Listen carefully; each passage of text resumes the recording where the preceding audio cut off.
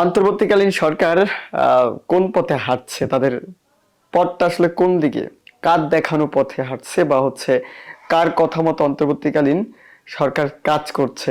খুব জটলা বাঁধানো কথাবার্তা আর কি মনে হচ্ছে আমার কাছে। আবার তাদের কার্যক্রমগুলো যদি আপনারা লক্ষ্য করেন বা দেখার চেষ্টা করবেন, দেখবেন যে তারাও কিরকম যেন আওয়ামী লীগ হয়ে যাচ্ছে। তাদের কাজকর্ম মনে হচ্ছে আওয়ামী লীগিয়ানদের মতো। আওয়ামী লীগ যেরকম কাজ করেছে, শেখ হাসিনা যেভাবে কাজ করেছে, সেই একই পথে আবার হাঁটতে শুরু করেছে ডাক্তার মোহাম্মদ ইউনূস। অন্তর্বর্তীকালীন সরকার, এই সরকারটার প্রতি যে আমাদের বিশ্বাস ছিল এবং এই সরকারটা ভালো কিছু করবে, অন্তত বাংলাদেশের সাধারণ জনগণ যারা রয়েছে তাদের পক্ষ নিয়ে এই সরকারটি কাজ করবে। বিগত সময় তো কোনো সরকার আসেনি এরকম যারা জনগণের পক্ষ নিয়ে কাজ করেছে। যে সরকার এসেছে সেই সরকারই দেখেছি আমরা যে মূলত তাদের নিজের স্বার্থের জন্য কাজ করেছে। কিন্তু অন্তর্বর্তীকালীন সরকার 24 আন্দোলনের মধ্যে দিয়ে যে সরকার গঠিত হলো, সবার ইচ্ছা ছিল বা সবার আকাঙ্ক্ষার একটি জায়গা তৈরি হয়েছিল যে না, এই সরকার তো আমাদের সরকার, এটা জনগণের সরকার। ইউনূস সরকার, ইউনূস মানে কি বুঝতে পেরেছেন, সে যেরকম একজন নোবেল জয়ী ব্যক্তি ছিলেন এবং তার সরকারও যেন নোবেল জয়ী হয়, এরকম টাইপের একটি সরকার আমরা চেয়েছিলাম এবং আমরা পেয়েছি। কিন্তু এই সরকারটা আসলে কোন দিকে হাঁটতে শুরু করেছে? বিগত সময় 15.5 বছর আওয়ামী লীগের যে স্বৈরাচার শাসন ছিল, স্বৈরাচার নিয়ম কানুন ছিল, সেই স্বৈরাচারী নিয়ম কানুনেই অন্তর্বর্তীকালীন সরকার হাঁটা শুরু করেছে। তারা যে কাজগুলো করেছে সে কাজগুলোই তারা করছে। তারাও তো ভিন্ন মত যারা ছিল, দাবি আদায়ের জন্য যারা রাজপথে নেমেছে, আওয়ামী লীগ তাদেরকে দমন করেছে। অন্তর্বর্তীকালীন সরকার জাবির দাবির কথা তো মাথায় রেখেছি আমরা, এখন উত্তল। সেখানেও তো লক্ষ্য করেছেন আপনারা যে জগন্নাথ বিশ্ববিদ্যালয়ের যারা উপস্থিত হয়েছেন যমুনার সামনে দাবি আদায়ের জন্য, তাদের যে আবাসন সংকট, সেই আবাসন সংকট যেন কাটে, আবাসন সংকট কাটানোর জন্য দাঁড়ানো হয়েছে তাদের ন্যায্য দাবি। সেই দাবিটাকে উড়িয়ে দেওয়ার চেষ্টা, তাদেরকে লাঠিচার্জ করা হলো, টিয়ার সেল, সাউন্ড গ্রেনেড ফাটিয়ে তাদেরকে বিতাড়িত করার চেষ্টা করা হলো। আওয়ামী লীগ সরকার করেনি? যে কোনো সময়, যে কোনো পরিস্থিতি, যখনই আওয়ামী লীগ সরকারের বিরুদ্ধে কেউ অবস্থান নিয়েছে, কোনো রাজনৈতিক দল বা কোনো সমাজকর্মী বলেন বা কোনো সাংবাদিক বলেন, কোনো রাজনৈতিক ব্যক্তি বলেন, কারো একক প্রচেষ্টায় যেই অবস্থান নিয়েছে, আওয়ামী লীগের কর্মকাণ্ডের বিরোধিতা যারা করেছে তাদেরকেই দমন করা হয়েছে। কেউ বাদ যায়নি। আন্তর্জাতিক গণমাধ্যম কর্মীরাও ভুক্তভোগী হয়েছেন, তাদেরকেও আওয়ামী লীগের হাত থেকে রক্ষা করার মতো কেউ ছিল না। ইউনূস সরকার, সেই ইউনূস সরকার একই কাজ করেছে। সাধারণ চাকরিজীবী এবং সাধারণ জনগণ যারা ছিল, সরকারি চাকরিজীবী বিশেষ করে, তাদের গলার কাটা ছিল সার্বজনীন পেনশন। এই পেনশনের বিরোধিতা করার মতো কারো শক্তি তখন ছিল না, যখন শেখ হাসিনা সরকার, আওয়ামী লীগ সরকার সিদ্ধান্ত নিল যে বাংলাদেশে একটি সার্বজনীন পেনশন ভাতা চালু হবে। এবং এই সার্বজনীন পেনশনটা কিভাবে চলবে, যারা সরকারি চাকরি তাদের তো বাধ্যতামূলক করতে হবে, তারা করেছেন চাকরি বাঁচানোর জন্য। ওই পেটে লাথি পড়ার, সেই পেটে লাথি হাত থেকে বাঁচার জন্য হলো তারা বাধ্য হয়ে, করতে না চাইলেও করতে হয়েছে। যেখানে সরকারি চাকরিজীবীরাও হিমশিম খাচ্ছে, যারা সততার সাথে চাকরি করছে, যারা ঘুষের মধ্যে নেই। সেই সার্বজনীন পেনশন, সেই পেনশনটা নিয়ে খুব বিতর্ক সৃষ্টি হয়েছিল যে জনগণের সুযোগ সুবিধা দেওয়া হবে, সার্বজনীন পেনশন দেওয়া হবে, যেরকম মোদির যে পেনশন কার্যক্রম শুরু হয়েছিল সেরকম এই মোদিকে অনুসরণ করে চলছিল, মোদির দেখানোর পথেই চলছিল আপনার বাংলাদেশের সরকার প্রধান শেখ হাসিনা। এখন অন্তর্বর্তীকালীন সরকার আবার সেই সেই একই পেনশন নিয়ে খোঁটা মারা শুরু করেছে। তারাও এখন সেই শেখ হাসিনার দেখানো পথেই হাঁটছে।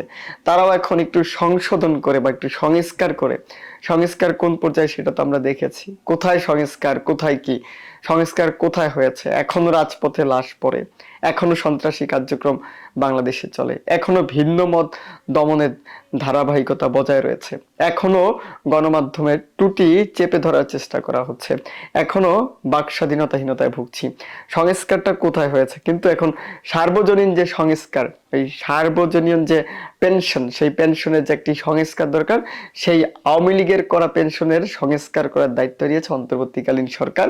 কিছু নিয়ম কানুন পরিবর্তন করে সেই আওয়ামী লীগের যে দেখানো পথ, সেই একই পথে হাঁটতে শুরু করেছে অন্তর্বর্তীকালীন সরকার, ইউনূস সরকার। এর কারণটা কি? এই সার্বজনীন পেনশন থেকে অন্তর্বর্তীকালীন সরকার কি কি সুযোগ সুবিধা পেতে পারে?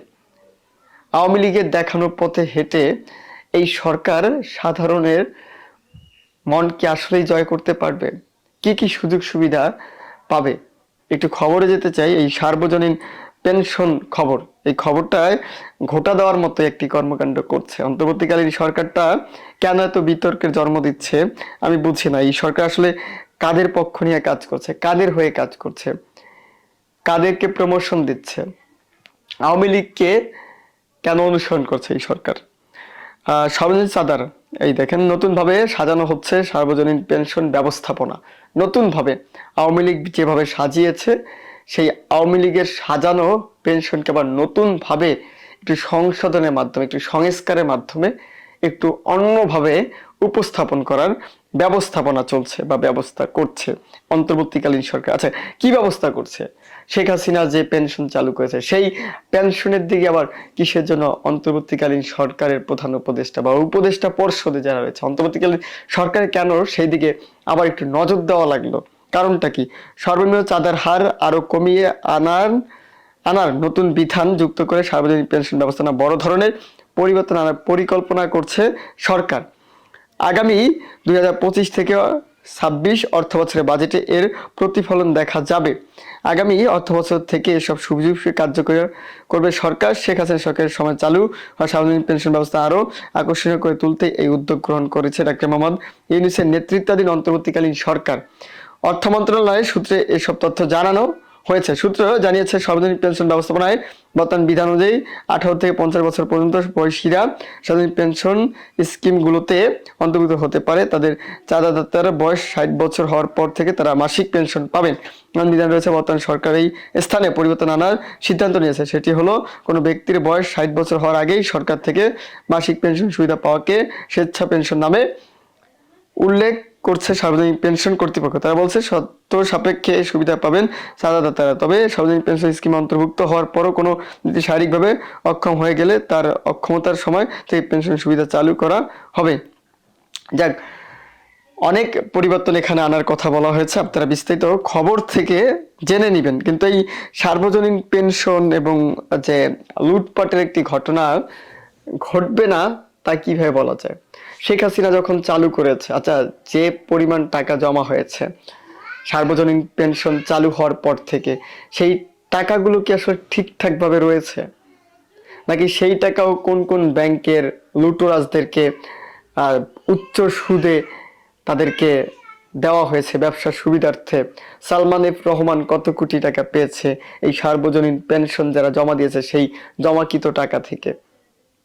শেখ হাসিনা কোন কোন ফাউন্ডেশনে জমা দিয়েছে এই টাকাগুলো? ব্যাংকে ঠিকই সার্বজনীন পেনশন ঠিকই মানুষ জমা রাখছেন, কিন্তু এই সার্বজনীন পেনশনের যে টাকাগুলো, সেই টাকাগুলো কি আসলেই কি ব্যাংকে রয়েছে, আসলে ফাউন্ডেশনে কি রয়েছে? ভালো থাকবেন, সুস্থ থাকবেন, শুভকামনা।